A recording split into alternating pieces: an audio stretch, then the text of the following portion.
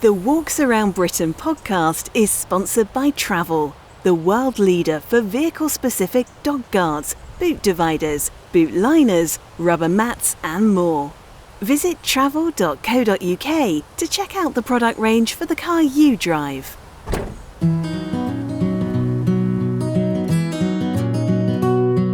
On the 29th edition of the Walks Around Britain podcast, we visit the 2020 Caravan and Motorhome Show, and we discover more about the fascinating island of Alderney and what it has in store for walkers.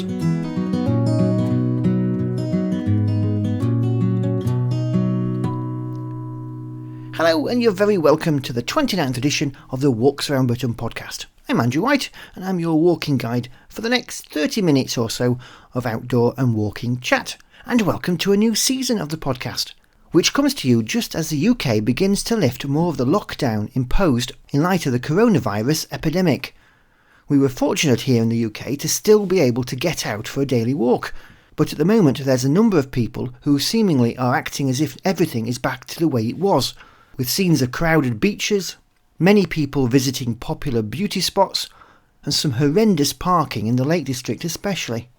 Hopefully this is just a flash in the pan style release and a more common sense approach will take over. The lockdown in the UK came just as we were planning to start a new season of the podcast. We'd been planning to go all across the country visiting places and talking to people in the flesh, but obviously we've had to put that on hold for a little while. But never fear, we'll still be bringing you interesting features about walking and the great outdoors, not just in the way we were hoping. Don't forget, as ever, you can get in touch with us to suggest something we should be talking about. We're at Walks Britain on Twitter, Walks Britain on Facebook and Instagram, and you can always email podcast@walksaroundbritain.co.uk is the address. So when we were planning the new season of the podcast, we'd intended to get out places and record interviews with people. Unfortunately, we had a few pieces able to be recorded before most of the world had heard of COVID-19. In January 2020, I was at the Caravan and Motorhome Show in Manchester, giving a talk about Walks Around Britain, and whilst I was there, I interviewed a few of the more interesting exhibitors. My name is Kevin Fowkes, General Manager of SwiftGo. Kevin, tell us about SwiftGo. What is it? SwiftGo is a motorhome rental company which is a subsidiary of Swift, the manufacturer. They're based in Hull. They have a 110-acre site over in Hull and manufacture about 2.5 motorhomes a year, but also manufacture touring caravans and holiday homes as well. The UK's leading manufacturer of recreational vehicles. SwiftGo is, obviously there's a try before you buy contingent that before they part with whatever amount of money it might be, they'd like to have a taster session in a motorhome, so we facilitate that, and it's just a minimum of 3 nights hire that we require, and that's throughout the year as well, so even in the busy summer period it's just a minimum of 3 nights. You can, however, obviously hire for longer periods and take the vehicle further afield into mainland Europe if that's what you want to do. We have 3 depots at the moment. One is in South Manchester, one is in Edinburgh, we're due to open in London Heathrow. At each of those depots we have a fleet of around 40-50 vehicles. You can leave your car in our secure compound there and then on your way, on your journey, etc. Included in our proposition, what we tried to do is an all-in price. So the rate that's advertised on the website includes unlimited mileage for up to 3 named drivers. You get all your bedding and towels included, you get sat-nav, there's Wi-Fi on board. It's a little depressing in some ways when you're trying to escape from everything and tour around sort of more rural parts of Britain, but obviously there is a need for some people and perhaps kids in particular to stay connected. So we offer Wi-Fi, you get camping furniture as well.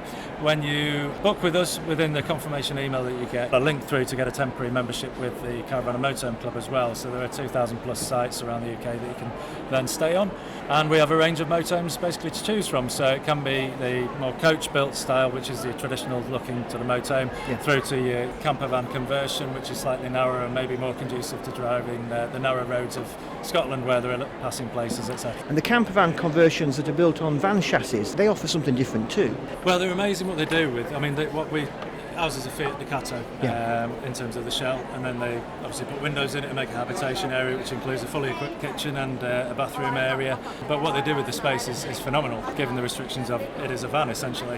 So the quality is great.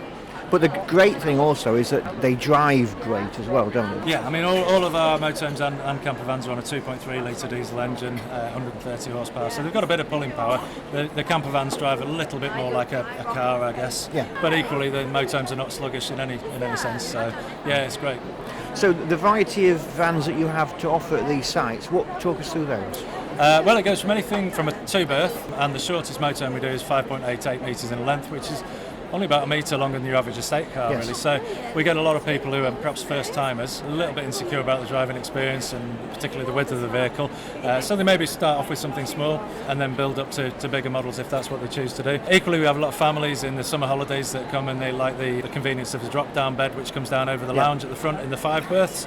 So bags of space. You get some models that have got more storage than others as well. So the Escape 684, for example, has got raised beds at the back, which gives way to a huge cavernous sort of garage underneath where you can store bikes, and even if it's just decluttering your living space and putting coats and boots in there. So there's a huge variety of layouts and models available. If we wanted to find out more information, where do we get that from? Yeah, you can visit the SwiftGo website, so it's swiftgo.co.uk, or you can give us a call on 0333 247 2222 and then select whichever depot it is you want to speak to. But we're more than happy to also invite people down to the depots if they live local to the depots, because obviously you can look at images online and floor plans online, but there's no substitute for actually stepping inside a vehicle and you get a better feel for the space and which one suits you best for your requirements and your holiday. My name's Martin Hunt. I'm one of the product managers at Ramblers Walking Holidays. Ramblers Walking Holidays is a non-for-profit organisation. All of our profits, one thing we need to do, goes to our Ramblers Holidays Charitable Trust, which then is devised over lots of charities within the UK to help aid keeping footpaths open, keeping clubs running, things like that, and we use our holidays to make that money. Why is it different to the Ramblers? What's the difference? The Ramblers Association is a national and regional club-based entity. What we do is we were born from the Ramblers Association, and now we go out and we use our holidays to raise funds. Tell us about what sort of places we can go, because obviously you're offering holidays in the UK, first of all.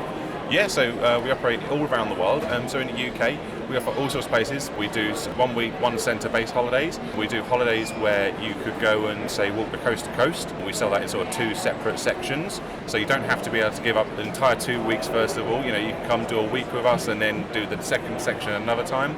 We do Wales, we've got a little bit in Scotland, but we've got like Northumberland, all over the UK really. How does a walking holiday work? When you book, what do you get given? Because obviously you can do these sorts of things without having to book a holiday, can't you? Of course.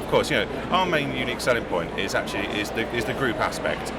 What our holidays do is they take the stress of, especially navigating. Some people's navigation isn't as strong. So, the brilliant thing is all you got to do is you join a group of like-minded people that have, first of all, got 2 key interests. And that is the destination you're going to, being part of a group, the walking itself. So that's 3. So basically the nitty-gritty is you'd call, you decide which holiday you want to go on, you book, and then really once you're on a holiday, our leader takes that stress and navigation so you can concentrate more on putting one foot in front of the other, actually seeing, taking your pictures and enjoying the destination more. And like I say, it's the whole group aspect is what we're about. You can find yourself chatting with all sorts of fantastic people from all sorts of different walks of life, and they're just great fun as well. So you said also about around the world, so what kind of destinations are we looking at there? Really, it's easier to say where we don't go than where we do. So we operate in 62 different countries, so that's from a mixture of UK, short haul, so lots of Europe, and then into long haul as well. So Africa, Oman. In short haul you can do Croatia. The Canaries are a very unforgotten area as to where to go. Everyone thinks they're all sun, sea and beaches, but actually they've got a whole wealth of walking to them as well. And you cover the whole of that holiday experience then, do you? Yeah, literally our packages are from basically flights from anywhere in the UK through to all your transfers, your accommodation, meals largely. Once you're on a holiday, all you've actually really got to think about spending is anything you do outside of the programme that we operate, and your lunches and drinks really. That's about the whole host of it. So really, if you're looking for a complete package, it's the way to go forward, really. Absolutely. We can take care of absolutely everything. Yeah. And where do we find more information then? More information, we've got a brilliant new website that we've just launched, including blogs where you can see all about the destinations. We've got the website, or also give our reservations team a call, and have a chat with them. They're all like-minded human beings, enjoy a nice conversation, and we'll make sure we find the right holiday for you. Of course, it might be some time now before people are able to jet off to different parts of the world for a walking holiday, which means staying a lot closer to home for most of us.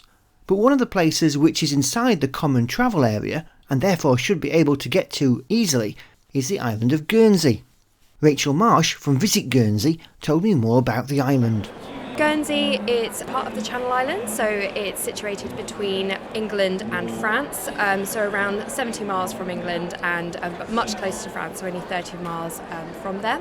Guernsey, it's a bailiwick, so it's got other islands as part of it as well, so there's smaller sister islands of Herm, Sark and Alderney. And it's absolutely amazing for walking and for wildlife and for outdoor activities. So, yeah. So it's kind of compact, isn't it? Definitely, But there's yes. plenty to go at from a walking perspective. Yes, and everywhere in the island is very easy to get to. So you can base yourself in one place.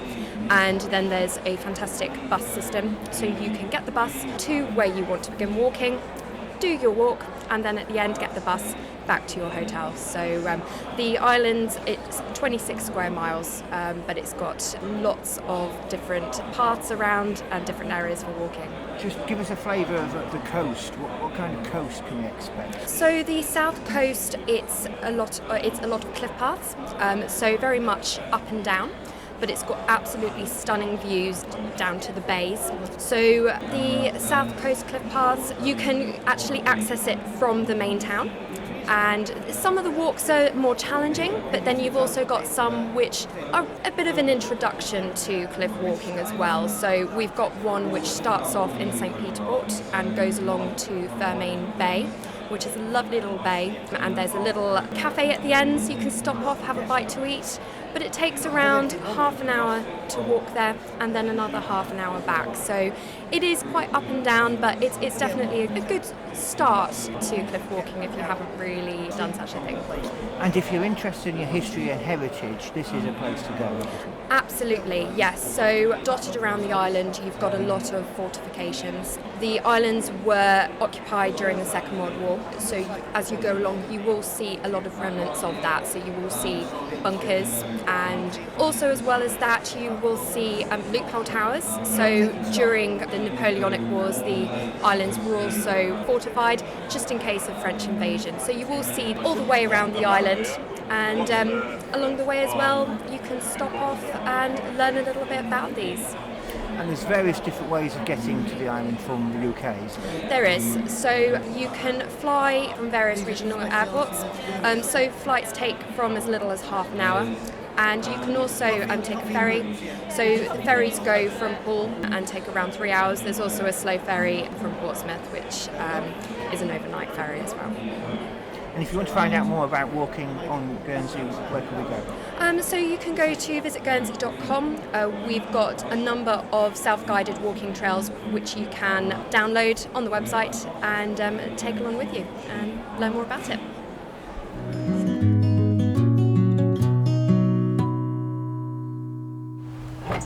The Walks Around Britain podcast is brought to you by Travel, the world-leading manufacturer and retailer of vehicle-specific dog guards, boot dividers, boot liners, rubber mats and more.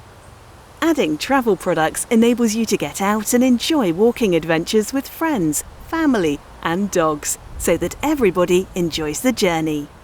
Travel offers the best fit guarantee of any brand when purchasing direct through their website, or your money back. Visit travel.co.uk to see the product range available for the car you drive.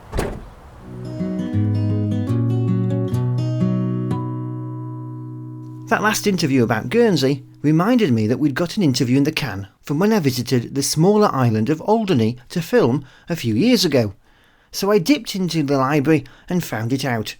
The 2 walks we filmed on Alderney are in seasons 3 and season 5, and my walking companion on those walks was Martin Batt, who at the time was on the island as part of an initiative called Alderney Living Islands, and with whom I spent a fascinating time learning more about this tiny but wonderful island and its history. Alderney is the 3rd largest of the Channel Islands and probably the least known. It seems that everyone's heard of Jersey and Guernsey, and they can conjure up an image of what that would be like. They think of the beaches and the nicely painted houses and the banks and on Sark, they know about Sark, they know there's no cars quite often. That seems to be a big part of their brand. And Herm is famous for its beaches and it's tiny. But Alderney doesn't seem to have a brand image at all. In fact, when friends and colleagues in Yorkshire heard I was coming here, they told me to bring some nice warm clothes because they thought I was coming to Scotland. So it really has very little brand awareness in Britain, and that's my main job, is to build up that image of a place of being just incredible for wildlife, much more wild space than any of the other Channel Islands, and as a result, therefore, a very interesting place to go for a walk. So as we can hear at the moment, you can fly to the island, can't you? Is that the best way to get here? Flying is just about the only practical way to get here as a visitor on a short walking tour. There are direct flights from Southampton and then flights via Guernsey from many other airports in the UK, including Manchester, East Midlands, Bristol, Gatwick and so on. But you have to do a short stop over in Guernsey and then a 10-minute hop over, if the wind's in the right direction, from Guernsey. And that's a very exciting way to get here because it's a very small plane. At the moment it's only 14 seats, but just about to be replaced with a slightly larger plane with 19 seats, and it even has the luxury of an aisle down between the seats. But that's an experience in itself. It is. I mean, you never fly above about 5,000 feet if you're coming from Southampton, and it's much lower than that from Guernsey. So you can look down on gannets and seabirds, and if you're lucky, you might see a pod of dolphins or something like that underneath you. So really exciting, and not normal forms of air travel. And I think because the whole place is so relaxed, that feeds through into the security checks and everything. They're taken seriously, but it doesn't feel like the massive operation that you get in European airports these days. There's no retina scans or anything like that, is it? Nothing like that, no. When we're talking about the amount of wildlife on the island, why does it have such a rich biodiversity? Well, Alderney sits in an area that is between climate zones, so between the sort of northern temperate climate zone and the Mediterranean, much drier zone. And as an island, it will have lots of visiting seabirds or migrants, which will bring seeds in on their feet or in their guts. But also, over the years, it's had a very transient population of visitors, ships visiting, people coming to live here for short periods, bringing plants. So what we've ended up with is an absolute cornucopia of plants.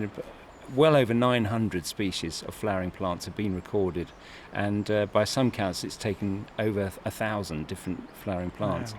So that biodiversity is about 10 times what you'd find in the equivalent area in any other part of the British Isles. It's really stunning, a range of plants. So what species are native to Alderney and only found here? There are a few special things like the white-toothed shrew is unique to Alderney. The blonde hedgehog, I think you can find blonde colour patterns in some hedgehog populations, but here we have a very large number of blonde coloured pale hedgehogs, and they're not albino. They're just like the human population. There are blondes and there are redheads and there are dark-headed people. We have blonde hedgehogs, and they're very exciting to see and very easy to see at certain times of in darkness, unfortunately, usually, but they waddle around people's gardens and people are very proud of them and look after them. So tell me about the walking on the island then, because it's not a very big island. Is there a lot of walking to be done here? There's an enormous amount of footpaths, probably well over 30 kilometres of footpaths. There's a round island walk that's about 10 miles. Very hard to do in a whole... You could do it in a day, but you'd miss a lot if you just kept your head down and walked. Most people like to take it in at least 2 or 3 stages. Then there's a lot of cross-island paths, and there's various levels of paths around the coast, so you can take a sort of inner coastal path and an outer one that's a bit more challenging. And you've got lots of little loops off the main path that take you down to interesting views of the cliffs or beaches. So what's great is the variety of habitats. So we're sitting here looking over a fairly rocky piece of coast, and that's fairly common around, but you'll also find dune-backed beaches. You'll find really high cliffs, 300 feet high cliffs with rocky islets to look at, and it's just the variety of different feels about each habitat that you can get in such a small area of 3 miles by 1.5. So it's just amazingly small. It's absolutely stuffed full of wildlife in the form of huge biodiversity of flowers, fantastic seabirds, incredible migrant birds, and also some amazing Victorian forts and German bunkers. It's just a historical paradise, really. We even go right back to Neolithic times, and where we have some evidence of people living on what would have been a hilltop, right through to the Roman period, where we have probably the best preserved small Roman fort in the whole British Isles. And that's only recently been confirmed as a Roman fort, so it's really exciting. And it just sits off the tip of Normandy. We're only about 8 miles off the Normandy coast. So the thing is, from a direction point of view, all you do is just start walking. You can walk in any direction and you will find your way back to the start, because it's a circuit, and if you go wrong for more than about 20 minutes in any direction, you'll find the sea and find your bearings again. So if you come into the island to stay, then what sort of amenities can we expect? You can expect all the normal amenities of a holiday destination. We have slightly more pubs than the average area of 3 miles by 1.5. I think last count there was 12. They might not all be open at the same time. Some of them. So a good choice there. A good choice, yeah. We have lots of very high quality restaurants of all types. It's a nice Thai restaurant as well. What I'm told is the best Indian restaurant in the Channel Islands. I haven't experienced the others, but I know our one is excellent. And then we have the sort of traditional pub food, but gourmet pub food as well. We have really excellent fish and chips. For walkers, there's a great little cafe in a caravan down on the harbour that does fantastic bacon butties, which are very important, I know, in any walker's diet, and great cups of tea and coffee. There's a superb little bistro brasserie in the main street that they actually source their own coffee, and that I've never had such a good cup of coffee as that. A wonderful hotel on Bray Beach, which does really good food if you want to pay a bit more. Seafood restaurants, of course, because we're surrounded by some of the richest seas in the Channel. Well known for things like bass and turbot, which is a speciality of Alderney on the outer reefs. So there's a good selection, and I've been here 9 months and I haven't tried them all yet. So something to work up to. Absolutely, yeah. So tell me about the history then. We're sitting at this fort. You mentioned that there's quite a few forts, and obviously the Germans did pass this way. They did. So if we're going back to the 18th century, probably the heyday of Alderney and at the peak of its prosperity, it was a small farming community, and then certain large families came over from Guernsey to govern it, and they were aware that they could get a license to run their own ship as a privateer. And they encouraged other islanders to invest in the ship, and they got themselves a 20-gun frigate and proceeded to terrorise the French shipping lanes on the way into Cherbourg and Le Havre and so on. And quite legally, in terms of what the UK government felt, they were able to plunder those ships and sell the proceeds and got themselves some very nice houses. And the population as a whole benefited from that because of all the services they needed to provide to these rich people. And the Royal Navy was very happy too, because it extended their reach without any cost to them. But that all died out. The British government suddenly went cold on the idea in about 1820, and the licence was withdrawn. The big family went back to Guernsey, and the island went through probably the most difficult period of its life.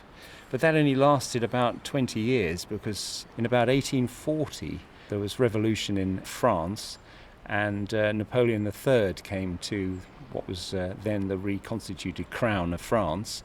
And he started flexing his muscles, and with a name like Napoleon, he got the British government again very worried. Bit of echoes up there, aren't there? Yeah, absolutely, yes. And so they decided France was fortifying Cherbourg to a greater extent than was really necessary, and they perceived a threat to both Portsmouth and Plymouth, our main naval bases. And of course, the Royal Navy was the UK forces. That we didn't have an air force in those days. The Royal Navy was everything.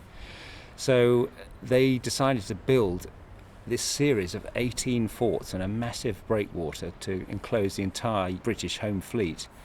And it's rumoured that they spent a quarter of the national defence budget on Alderney over 10 years, which is a massive amount of money. For such a small island. Absolutely, and they imported 3,000 to 4,000 Irish, Scottish and British labourers to come and build them. And as a result, you had to build things like a courthouse and a jail because of all the activity that went on after a few pints. So then the town really expanded, and a beautiful large church built by a famous Victorian architect, Sir George Gilbert Scott. the largest church in the Channel Islands, and some of the prosperity of that period can still be seen in the houses, the scale of the houses and the street pattern and so on. It has a lovely sort of mid-Victorian feel to it that has been preserved very well and surrounded by green belt. Were these forts actually ever used?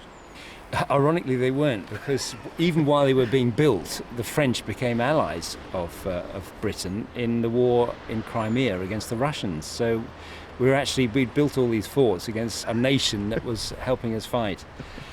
I think what happened also was that technology changed, so that the old warships went from these muzzle-loading cannon housed in wooden warships to ironside battleships of much greater scale with breech-loading cannon and then rifle barrels that were much more powerful. And so, in fact, they couldn't fit the fleet inside the harbour anymore, and the French threat had evaporated, and they were by 1870 at war with the Germans, and that's where I suppose the root of the First World War and then the Second World War came from that period about 1870. The First World War, actually Alderney and the Channel Islands were completely unaffected because all the action happened in northeast France and Belgium. And there were small garrisons here, but nothing of any importance happened. But the Second World War, after the Blitzkrieg in 1940, the Germans were on the Cherbourg Peninsula by July 1940, and they could actually be seen from Alderney, their vehicles and tanks and That must have so been on. a big war. Very scary, yes, because you could hear the noise of battle clearly. Yeah. And Cherbourg fell, and the islanders petitioned the British government to leave. They were consulted by the governor, who's at that point called the Judge French, and he asked the Home Office if they would provide a ship to take the islanders off. And in fact, within a few weeks they were given 24 hours notice, and 6 small ships turned up in the harbour in Alderney and took the population. Apart from a very small number, less than 20 people stayed. All the rest had to take what possessions they could fit into one suitcase and were taken off to Weymouth, where then they were dispersed to places like Manchester and Glasgow. And they spent the whole war working in munitions factories or surviving a very, very difficult time. Probably even more difficult was the period when they came back, because the German garrison in Alderney didn't surrender until a week after Berlin. So 8th of May is usually taken as the end of the war, but here it was the 15th of May. They were still fighting here, they were still firing on British ships that went past. Eventually they did surrender, but the island was devastated because it had been bypassed in the Second World War after the invasion of Normandy in June 1944, and all its supply lines were then cut off. There were occasional Red Cross ships, I think, coming to the island during that period, but essentially the garrison was cut off and they had to eat whatever they could, and they cut down all the trees. Most of the fittings and doors and floorboards in the houses were torn up and burnt to keep them warm. So you can imagine the scene when the first group of islanders returned. Some of the Germans were kept here to help clear the 30,000 mines that had been sown on the island, and to secure some of the 600 bunkers that had been built. Some of those were trying to be destroyed to see what effect that would have, but they were so strong it made a bigger mess with the explosives, so they were left. So the islanders gradually came back in dribs and drabs in shipfuls until homecoming days. I think the first group came on the 15th of December 1945, and then the population continued to grow. So you had, within a couple of weeks, you had 24 hours to pack everything up, take everything that you could in a suitcase. You were living somewhere which was not your home, doing work that you weren't going to be doing. That's right, working in an armaments factory. And then 5 years later you came back and found your homeland devastated. Devastated. All the furniture in your house gone and all mixed up into other people's houses, so they had to do a sort of reallocation. You had to go and claim back what was yours, and of course that resulted in all sorts of disputes about whether that was my wardrobe or your wardrobe, and people, it was a source of great pain, I think, to a lot of people to think that some of their stuff was in other people's houses. Well, it's akin to having your house broken into, isn't it? I Absolutely, mean that sort of that same feeling of lack of security and your place of abode has been ransacked, hasn't it? Absolutely. So they've had to rebuild from that, and the only way round it was to get outside help, and that's when some of our sovereignty was ceded to Guernsey, because to this day Guernsey still provides the police, the school, the repairs and maintenance to the breakwater. So major expenditure on the island is largely covered by Guernsey, but Alderney is still an independent Crown dependency with its own States of Alderney government, and it has control over things like tourism and transport and many other aspects of island life. If you wanted to find out more information about coming here for walking holidays, what's the best way to go about that? Well, I'd first of all, for walking, I recommend that you visit the visitalderney.com website, because that's very full of information as well. And then don't hesitate to contact us either via the websites or our email. That's fantastic. Martin, thank you very much. Thank you. The 2 walks we did on Alderney are in Season 3, Edition 7, the Alderney Forts, and Season 5, Edition 5, Alderney South West Coast. And it would be good to think we'll be back on the island sooner rather than later to film some more. Well, that's all for this edition of the Walks Around Britain podcast. As always, you can get in touch with us to suggest something we should be talking about. We're at Walks Britain on Twitter, Walks Britain on Facebook and Instagram, and you can always email at podcast@walksaroundbritain.co.uk. Don't forget you can watch Walks Around Britain on 20 UK TV channels, on Amazon Prime Video, on Planet Knowledge, and of course by subscribing to Walks Around Britain Plus, our Netflix for walking style subscription website. Visit our website for a 7-day free trial. Well, until next time, thanks for listening and happy walking.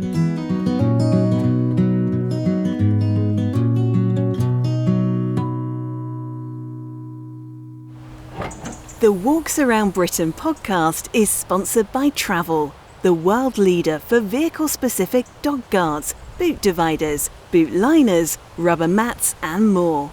Visit travel.co.uk to check out the product range for the car you drive.